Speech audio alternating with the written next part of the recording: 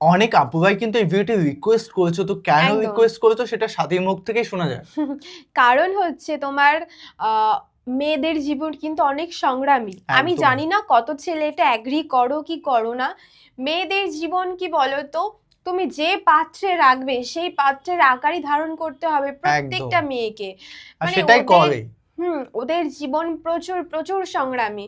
প্রথমে মেয়ে, তারপরে মা, মা তারপরে হওয়াটা ওয়াইফ, মানে কারোর বউ, তারপরে মা, তারপরে মানে কি বলবো সত্যি বলো। নারী সমাজকে কিন্তু আমাদের অবশ্যই তার পাশে বা সাপোর্ট করাটা খুবই খুবই প্রয়োজন, কারণ একদম দিন শেষে কিন্তু একটা দেয়াল চাই তারা, সেই দেয়ালটা কিন্তু আমরাই যেন হই।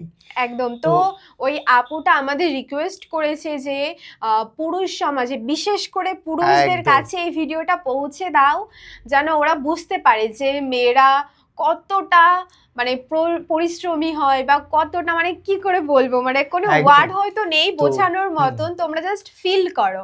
একদম আমরা বোঝার চেষ্টা তোমরা করব একটা যে কথা বলি যে তোমরা যেমন ভাববে যে ছেলেদের যেমন কষ্ট হয়, ভাববে মেয়েদেরও কিন্তু তেমন কষ্ট হয়। একদমই ঠিক এগ্রি আছে, করি আমরা। মেয়েদের আর একটা কথা বলতে চাই, দেখো কোনো ঝামেলা বা কোনো প্রবলেম হলে কিন্তু ছেলেরা যখন তখন বাড়ি থেকে বেরিয়ে পড়তে পারে, সেটা দিন হোক রাত হোক, তাই না?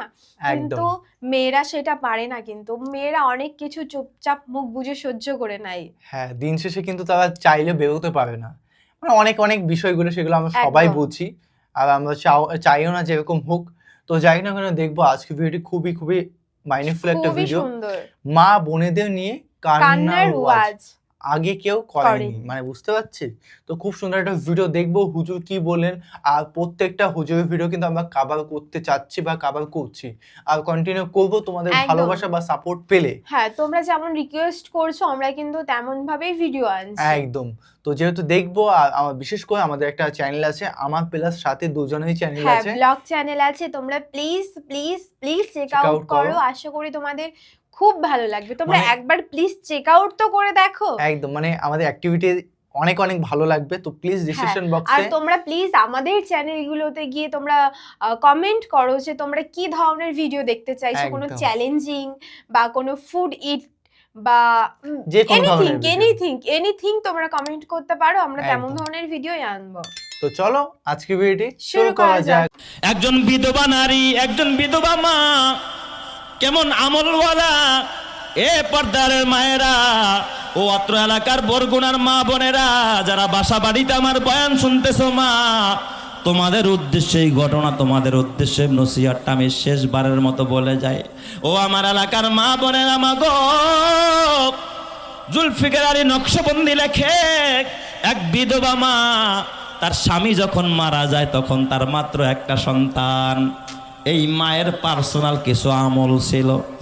খুতুবাতে জুলফিকার আলী নকশবন্দি লেখে এই মা 4টা আমল করত, তার 4টা আমল রেগুলার ছিল, কোনোদিন সে মিস করত না। 1 নম্বর আমল ছিল এই মা স্বামী মরে গেলে তো যা খুশি তাই করতে পারে, একজন বিধবা নারী, কেউ দেখার মতো নাই, কিন্তু এই নারী জীবনে কোনোদিন বেপরদায় চলে নাই। সুবহানাল্লাহ কোন সবাই বলেন তো, আমার মা বোনদের জন্য পর্দা করা সুন্নত না মুস্তাহাব? আরো জোরে কন। হ্যাঁ, পর্দা করা ফরজ, নামাজ যেমন ফরজ পর্দা করা ফরজ, হজ টাকা থাকলে হজ করা যেমন ফরজ পর্দা করা ফরজ, রমজান আইলে রোজা রাখা যেমন ফরজ পর্দা করাও তেমন ফরজ, নামাজ না পড়লে যেমন জাহান্নামে যাইতে হবে, আমার কোনো মা আর বোন যদি পর্দা না করে কই যাইতে হবে? জাহান্নামের আগুনে জ্বলতে হবে। এই মা কখনো বেপরদায় চলতো না। এই জন্য মাকে ডাক দেয়া বলবো, মা ও আমার মা, আমার সোনার মা বোনেরা, শোনো দিয়া মন, নারী হয়ে জন্ম তোমার পর্দা প্রয়োজন। পর্দা হলো দিনের বিধান, মেনে চলো তাই, পর্দা ছাড়া চললে নারীর কোনো মূল্য নাই। মেয়েরা যে মায়ের জাতি, কত যে সম্মান, পর্দা ছাড়া আজ নারী হচ্ছে অপমান। পত্রিকারই পাতা খুললে প্রায় দেখা যায়, এসিড নিক্ষেপ, নারী ধর্ষণ, এসব খবর রয়। পর্দা করে চললে নারী পাবে সবার শ্রদ্ধা, শয়তানেরই পোশাক ছেড়ে করো দিনের পর্দা। কথা ঠিক না বেঠিক যারা কার? এই জন্য আমার মায়েরা পর্দা করো। মা পাকিস্তানের ওই বিধবা মা এক নম্বর আমল, কখনো বেপরদায় চলতেন না, না খায়া থাকতেন, দিনের পর দিন রোজা রাখতেন। আর এই কারগুজারি উনি ওনার ছেলের কাছ থেকে নিয়েছেন, জুলফিকার আলী নকশবন্দি। তার ছেলেও হাফেজে কোরআন হয়ে আলেম হয়ে গেছে, মায়ের বিবরণ দিয়েছে তার ছেলে। আমার মা জীবনে কখনো বেপরদায় হয় নাই, এটা আমার মায়ের এক নম্বর আমল। আমার মায়ের 2 নম্বর আমল হলো আমার মা 5 ওয়াক্ত নামাজ আউয়াল ওয়াক্তে পড়তেন। 5 ওয়াক্ত নামাজ কোন ওয়াক্তে? আউয়াল ওয়াক্তে। দেখবেন আমাদের অধিকাংশ মা বোনেরা যারা নামাজ পড়ে তারাও কিন্তু টাইম মতো পড়ে না, সময় শেষ করে তারপরে পড়ে, ঠিক না ঠিক? অনেকে তো পড়েই না, আর যারা পড়ে তারা টাইম মতো পড়ে না। কিন্তু ওই মা আউয়াল ওয়াক্তে 5 ওয়াক্ত নামাজ পড়তেন। ও আমার মায়েরা, মা গো, কোন মা যদি তাড়াহুড়া কইরা আউয়াল ওয়াক্তে নামাজ পড়া তারপরে রান্না বসাইতে গিয়া তাড়াহুড়া করতে গেছে, এক ফোঁটা গরম পানি হাতে লাগা পড়া গেছে, কসম আল্লাহর কিয়ামতের ময়দানে ওই পোড়া জায়গাটুকু শাহাদাতের সাক্ষী দিয়া তাকে জান্নাতে বানায়া দিবে। সুবহানাল্লাহ। কারণ এই পেরেশানিটা করছে কিসের জন্য? নামাজের জন্য। অথচ আমার মায়েরা সকালবেলা রিমোট ঘুরাইয়া শুক্রবার কয়টা বাজে কোন নাটক, কোন চ্যানেলে কোন নাটক, তাড়াহুড়া করে রান্না করে নাটক দেখার জন্য। কথা কয় না? ভারতীয় চ্যানেল দেখার জন্য, স্টার জলসা, জি বাংলা দেখার জন্য মা। ও মা, না না, এইভাবে জীবন কাটাইলে মা গো, এই রূপ ধরা যৌবন জং ধরে যাবে মা। নাকের ফুল থাকবে না, গলার মালা থাকবে না, হাতের বালা থাকবে না, কানের দুল থাকবে না মা, দামি 3 পিসটাও সাথে যাবে না। একেবারে উলঙ্গ কইরা সাদা কাপড়ে মোড়াইয়া তারপরে তোর কবরে শোয়া রাখবে গো মা। তাইলে বলেন তো, মাদের আউয়াল ওয়াক্তে নামাজ পড়ার দরকার আছে না নাই? ওই মা আউয়াল ওয়াক্তে কি করতেন? 5 ওয়াক্ত নামাজ পড়তেন। এই মায়ের আরেকটা আমল, এই মা ডেলি 100 বার দুরূদ শরীফ পড়তেন। কয়বার? তার ছেলে বলেছে আমার মা কোনোদিন দুরূদ মিস করতো না, 100 বার দৈনন্দিন জীবনে 100 বার আমার মা দুরূদ পড়তেন। আমার মায়ের আরেকটা আমল ছিল, 100 বার ইস্তেগফার পড়তেন, তওবা করতেন, আল্লাহর কাছে ক্ষমা চাইতেন। আর 5 নম্বর আমার মায়ের আরেকটা আমল, আমার মা জীবনে পণ করেছে আমি হাফেজে কোরআন হইলে আমার মা আমারে নিয়ে আল্লাহর ঘর বাইতুল্লাহ হজ করতে যাবেন। সুবহানাল্লাহ। আমার মায়ের স্বপ্ন, আমার তো বাবা নাই, আমার মায়ের জন্য মাহারাম, আমি তার একমাত্র সন্তান, আমি ছিলাম তার একমাত্র অবলম্বন। আমার মা জীবনের ম্যাক্সিমাম সময় যা উপার্জন করতো তা দিয়ে আমার পড়াশোনা করাইছে, হাফেজ হয়ে গেলাম। আমার মা আমার বাবা রেখে যাওয়া কিছু সম্পদ ছিল, তার থেকে কিছু অংশ বিক্রি করে আমার মা হজের নিয়ত করছে। ওই হজের সফরে আমি এবং আমার মা 2 জনে রওনা করলাম। আজব ঘটনা বাবা, আসল কথা এখনো কিন্তু বলি নাই। কি কারামাত আল্লাহ দিয়েছে। নারীরা যখন আমলদার হয়ে যায়, একজন মা যখন আমলি হয়ে যায়, 70 জন অলির চাইতেও তার মর্যাদা আল্লাহ তাআলা বাড়ায়া দেয়। সুবহানাল্লাহ জোরে কোন সবাই। এই মা কত বড় আমলদার মা, ছেলেকে নিয়ে, কোরআনের হাফেজকে নিয়ে কাফেলার সাথে হজ করতে গেছে পাকিস্তান থেকে। হজ করতে যাওয়ার পর এই মা বেশিরভাগ টাইম মক্কায় রোজা রাখা আরম্ভ করছে। মা তো দুর্বল হয়ে গেছে, ভালো কিছু খায় না।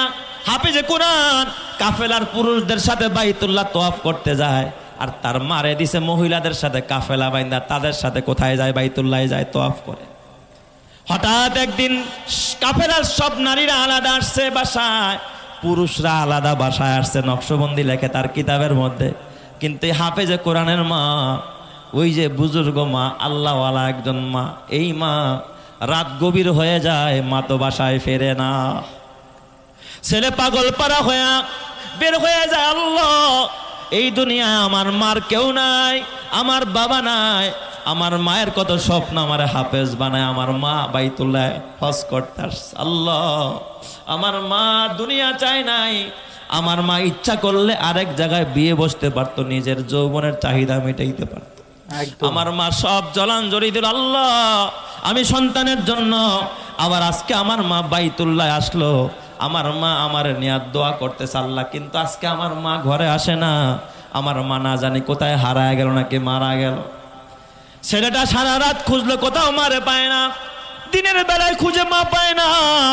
একদিন যায়, 2 দিন যায়, 3 দিন পার হয়ে যায়, কাফেলার মধ্যে কোথাও তার মারে পাওয়া যায় না, খুঁজে পায় না মা কোথায় গেছে। হঠাৎ কইরা 3 দিনের মাথায় ছেলে পেরেশান, রাত্রিবেলা ওই ছেলে রাত্রিবেলায় তাহাজ্জুদের টাইমে তাহাজ্জুদ পড়ার জন্য যখন উঠছে বের হবে, হঠাৎ দেখে দরজার মধ্যে আইসা দরজার সামনে দাঁড়ায় ছেলের নাম নিয়ে ডাকতেছে, বাবা দরজা খোলা, আমি তোমার মা এসেছি। চিৎকার মেরে কন্যা আল্লাহু আকবার। ছেলে যখন দরজা খুলে দিছে, দরজা খুইলা দেখে ভিতরে তার ছেলে। হঠাৎ মা ডাক দিয়া কয়, কিরে বাবা তুই এখানে কোত্থেকে আসলি? এই ঘরে তো তোর থাকার কথা না। কয় কেন মা?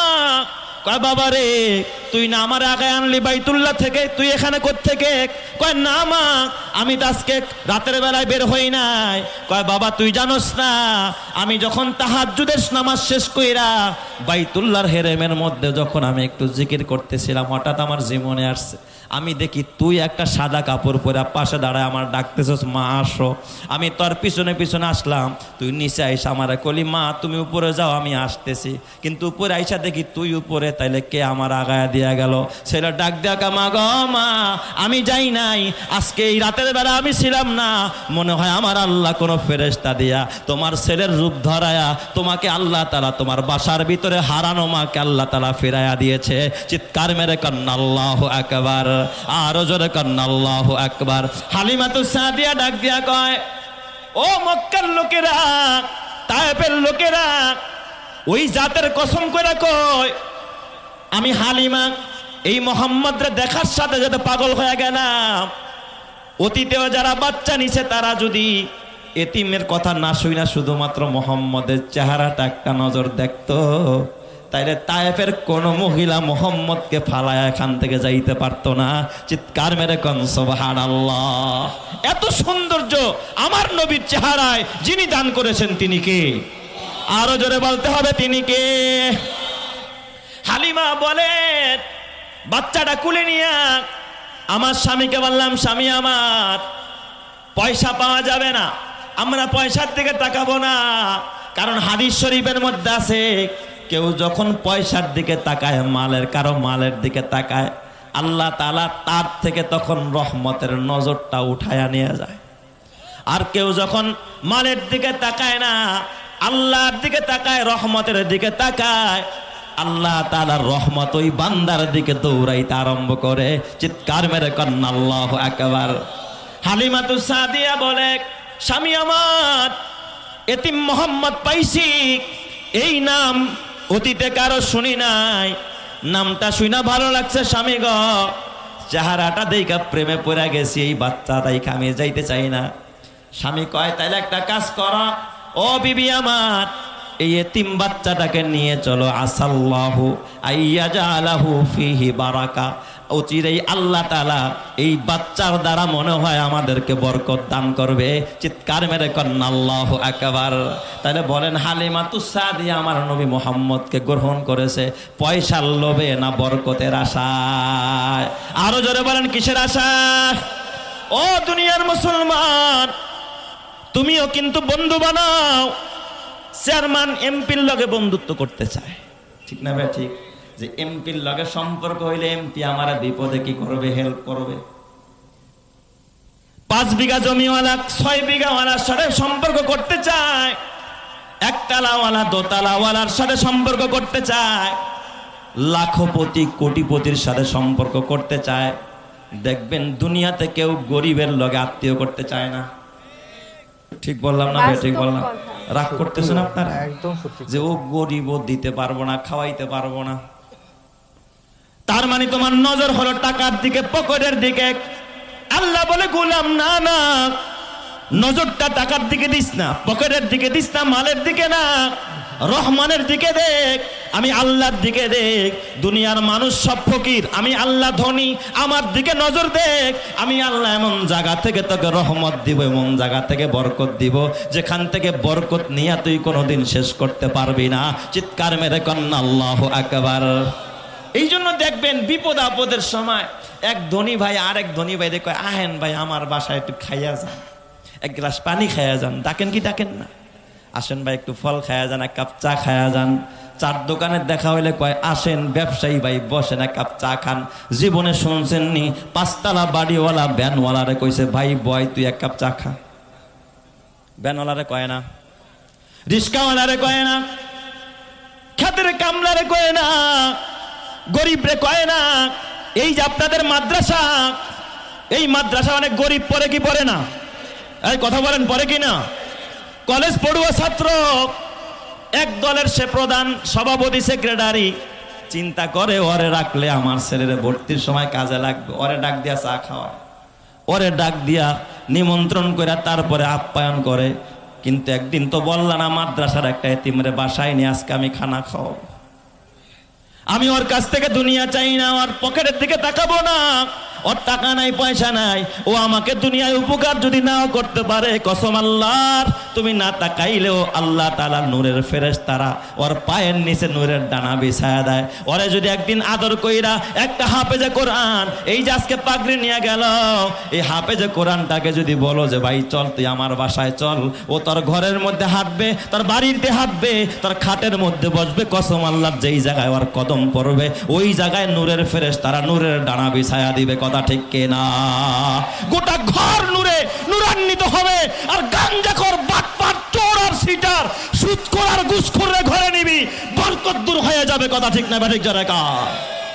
একদম। এই হলো আমাদের হালাত।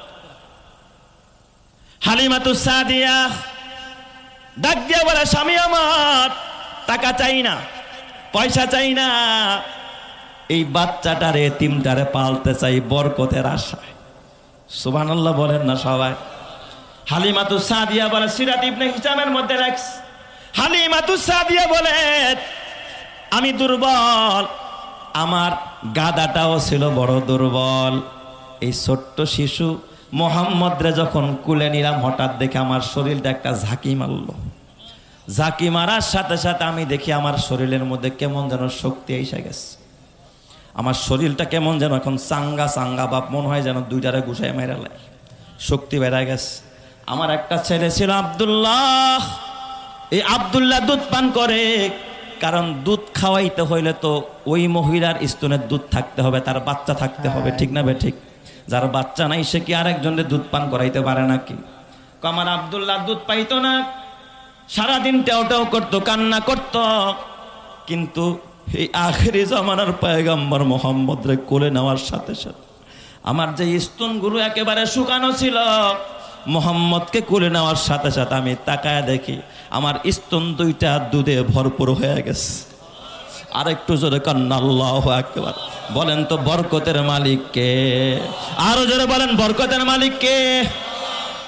হালিমাতুস সাদিয়া স্বামীরে বলে, স্বামী আমার গাধায় উঠে। স্বামী গাধায় বসছে, হালিমাতুস সাদিয়া নবী মোহাম্মদ রাসূলুল্লাহ রে কোলে নিয়ে স্বামী আগে পিছনে বসছে, গাধা সাথে সাথে জমিনে বসে পড়ছে। গাধা দাঁড়ায় না, লাগাম দিয়া চাবুক মারে, ওঠো, গাধা ওঠে না। হালিমাতুস সাদিয়া কয় মনে হয় কিছু একটা ঘটছে। স্বামী রেখে আপনি একটু নামেন দেখি গাধা কেন দাঁড়ায় না। তাহলে আপনি নামেন, আমার নবী মোহাম্মদুর রাসূলুল্লাহ রে কোলে নিয়ে হালিমাতুস সাদিয়া আগে বসছে, আপনি একটু পিছে বসেন দেখি গাধা দাঁড়ায়নি। নবীরে কোলে নিয়া হালিমাতুস সাদিয়া গাদার সামনের দিকে বসছে, তার স্বামীরে পিছনে বসাইছে। আমার নবীর দিকে পিঠ দিয়া বসবি, আরশের মালিক সহ্য করে না। আমার নবীরে তুই চেনস না, আমার নবীরে গাদায় চিনে, গাদা দাঁড়ায় না। হালিমাতুস সাদিয়ার স্বামী পিছনে বসছে, হালিমাতুস সাদিয়া আমার নবীরে কোলে নিয়ে সামনে বসছে। অমনি গাদা শক্তি সঞ্চার করে এত দ্রুত গতিতে দৌড়ায়, কিসের ঘোড়া কিসের উট। ওই যে কাফেলা কয়েক মাইল পার হয়ে আগে চলে গেছে, এই কাফেলা ক্রস কইরা হালিমাতুস সাদিয়ার দুর্বল গাদা সবল হয়ে তাদেরকে ক্রস কইরা আগে আগে হাঁটা আরম্ভ করেছে। চিৎকার মেরে কান্না আল্লাহু আকবার, আরো জোরে বলেন আল্লাহু আকবার। নবী নবী বলে আর কত কাল আমি কাঁদব, আপন নয়নে কবে জানি দয়ার নবীকে আমি দেখব। নবী নবী করে আর কত কাল আমি কাঁদব, আপন নয়নে কবে জানি, আপন নয়নে কবে জানি দয়ার নবীকে আমি দেখব। নবী নবী করে আর কত কাল আমি কাঁদবো। আল্লাহ ওই নবীর দিদার নসিব কইরো, তোমার দিদার নসিব কইরো, জোরে কানা আমিন, আরো জোরে বানা আমিন। আল্লাহ তোমার নবীর একটু স্বপ্নে দেখায়া দিও, জোরে বানা আমিন। অসাধারণ একটা ওয়াজ দেখলাম আজকে, একদম সত্যি একদম দারুণ কিন্তু বললেন উনি, কিন্তু মন ছুঁয়ে যাওয়া ওয়াজ একটা ছিল। একদম ফার্স্ট টাইমে অসাধারণ। এতটা সুন্দর হবে আমি নিজে এক্সপ্লেন করতে পারছি না, এতটা সুন্দর হয়েছে। ফার্স্ট টাইম দেখলাম হুজুর ভিডিও। অবশ্যই তোমরা যদি রিকোয়েস্ট করো নেক্সট টাইম আবার অবশ্যই আসবো, একদম আবার নিয়ে আসবো। আমাদের একদম। সিরিয়াসলি খুবই ভালো আমাদের লেগেছে। কাছে খুব ভালো লাগলো, হ্যাঁ, তোমাদের তো এবার তোমরাও জানাবে যে তোমাদের তোমাদের- কেমন লাগলো, আর নেক্সট তোমরা কি ভিডিও দেখতে চাইছো বা অবশ্যই। কোন হুজুরের ভিডিও দেখতে চাইছো সেটা প্লিজ কমেন্ট করে জানাবে। আর আর আমাদের দুজনকে কিন্তু ব্লগ চ্যানেলে চেক আউট করতে ভুলো না, প্লিজ তোমরা চেক আউট করো, আশা করি খুব একদম। খুব ভালো লাগবে। দারুণ দারুণ ভিডিও আসছে, প্লিজ তোমরা চেক আউট একদম। করে দেখো, ভালো লাগবে। যারা নতুন আছো তার জন্য একটা বেস্ট একটা একদম, ভিডিও হতে চলেছে 2 চ্যানেলের মধ্যে, তো দেখতে থাকো। তো চলো guys, bye bye, take care. Take care.